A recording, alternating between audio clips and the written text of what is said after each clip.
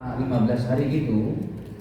Mohon maaf, ini pengalaman saya sering banget kita melihat warteg, ada tukang gojek lah, ada ini, ada kakinya dan aja. itu kan ada apa ya tuh, ada hordengnya gitu kan. Tinggal kaki. Tinggal kakinya. Dan pernah saya datangi langsung gitu ketika kita dalam program ikut jamaah tabligh kan, kalau lagi puasa itu jauhlah kelilingnya sebelum asar. Nah, kita kebetulan datengin warteg. Waalaikumsalam Pak, mengajak masjid. Ternyata lagi pada makan. Bapak pernah nggak puasa? Pada diem. Orang Islam bukan? Iya. Aku nggak puasa. Ini masya Allah. Jadi dosa semua itu. Jadi warungnya juga dosa. Boleh dia buka, tapi ditanya kamu apa kategorinya? Karena kita nggak ada pemerintahan Islam. Kalau ada pemerintahan Islam, itu polisi Islamnya, polisi syariahnya selalu keliling. Makanya dalam pemerintahan Islam itu tegas. Sebenarnya kita juga dengan pemerintahan yang ada nggak perlu mengubah label negara kita menjadi pemerintahan Islam. Tapi asal konsen aja tuh aparat yang berwenang untuk melarang perbuatan kayak begitu. Gitu ya. Contohnya di Mekah, di Madinah, di Saudi, mana ada kayak begitu. Polisi keliling tuh pakai toa. Bahkan kalau Jumatan dia apa? Ta'al, ayo Jumat, ayo Jumat, salli Jumat gitu. Kalau kita,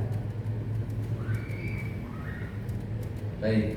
Sekarang sanksinya begini. Bila sampai 1 Ramadan tidak dikodok, maka yang pertama berdosa karena dia sudah melalaikan 11 bulan untuk kodok. Yang kedua, suami ikut berdosa bila tidak mengingatkan keluarganya. Karena seorang kepala keluarga ini adalah kewajibannya pertama kali bukan hanya untuk mencari nafkah, sandang, pangan, papan. Yang lebih utama adalah masalah ibadah. Agama ini di atas segala-gala keperluan hidup kita. Ya. Nanti pertanyaan kita di akhirat itu cuma masalah agama saja. Pekerjaan sambil lalu aja. Bagaimana ibadahmu? Bagaimana anak istrimu? Jadi yang kedua, suami ikut berdosa bila tidak mengingatkan. Kecuali kalau suaminya udah ngingetin, udah membimbing, tapi emang anaknya nggak mau sumpamanya. Itu dosa dia itu. Ya, masing-masing. Yang ketiga, bayar fidyah setiap harinya 1 mud. Kalau hutangnya 7 hari, bayarnya berarti 7 liter. Memang tidak banyak. Ya, cuma 7 liter lah kalau diduitin. Seliternya 15.000 kali 7 berapa? 105 ribu, ya gampang itulah. Apalagi warga dana mohon kan tukang nyetak duit. Baik, yang keempat, tetap wajib kodok setelah Ramadan, ditambah hutang puasa tahun ini bila ada. Tahun kemarin 7 hari belum dikodok sampai pas Ramadan. Ramadan puasa, menstruasi lagi tuh 7 hari. Berarti total hutangnya berapa? 14 hari. Nah, 14 hari itu harus dikerjakan nanti setelah Ramadan. Ya. Sebenarnya gampang aja sih Pak. Kalau kita udah didik anak keluarga kita, ya, orang yang kalau dia betul-betul dengan amalan agama dia cinta begitu, maka tidak menjadi beban untuk melaksanakannya. Ya, contohnya gini hadirin, ada sepasang suami istri. Suami istri umur baru 35, istrinya 30. Kok gitu? Ini apa sih? Bahasa Arab.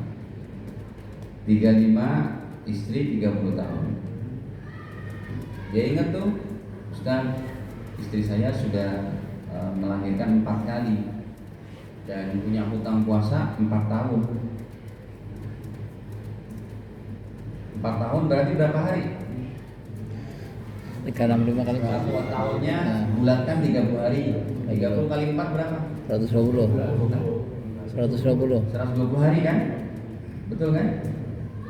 Dan contoh 120 hari. Dan saya ingat Ustaz, istri belum apa? Bayar. belum bayar hutang. Ya, oke, dia nggak usah bayar fidyah karena memang berturut-turut hamil terus tiap tahun. Berarti ada udurnya. Ya, fidyahnya tinggal kodo aja deh. Cara mengkodonya gimana Ustaz? Satu, secepat mungkin, berarti puasa tiap hari.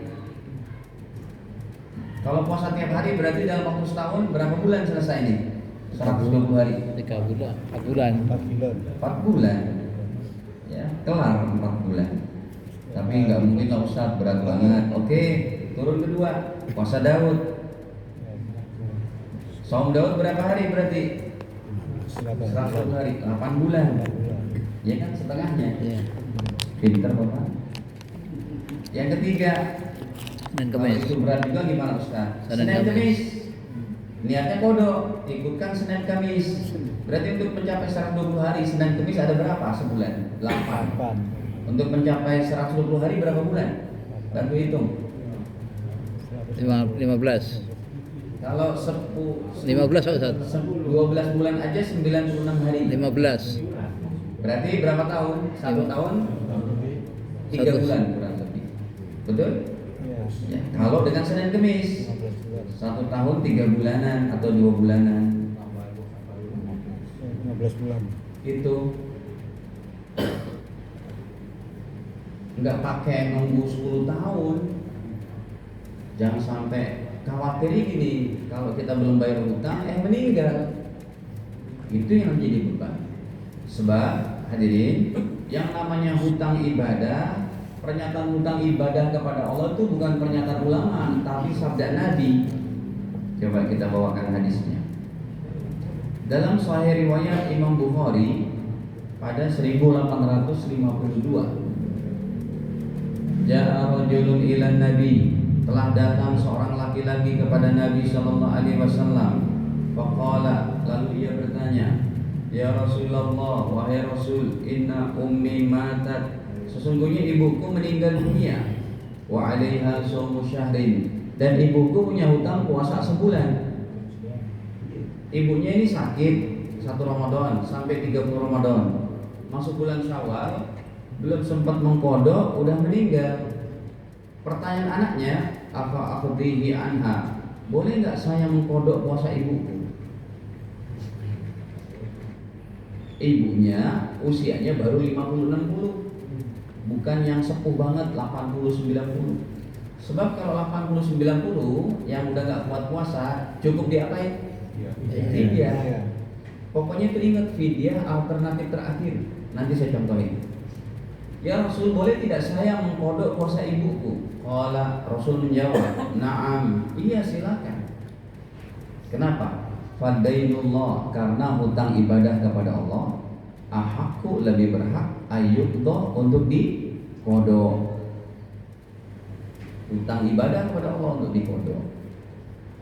Makanya dalam hal ini ada orang yang dia tidak tahun kemarin contohnya itu, kemarin ada uang 1 miliar belum dizakati, tahun ini masih ada 1 miliarnya, maka zakatnya dikali 2 dengan hutang tahun kemarin. 2,5% kali 2,5% berapa? 5%. Berarti dari 1 M berapa bayarnya? 50 juta. Itu udah bukan uang Anda Pak, 50 juta. Dengar nih, uang atau emas yang udah di atas 85 gram, uang yang udah di atas harga emas 170 juta, 85 gram, itu kalau udah masuk 1 tahun wajib ditunaikan zakat malnya. Jadi kalau uang 1 miliar, zakatnya setahun kan 25 juta. Tahun ini masih ada, dan tahun kemarin belum dizakati, berarti kewajibannya berapa? 5%, 50 juta. Itu 50 juta kalau Anda pakai makan, minum, jadi api neraka tuh udah nanti. Jadi setrikaan. Ya. Ini yang disebut dengan masalah agama tuh di atas segala-galanya. Ya,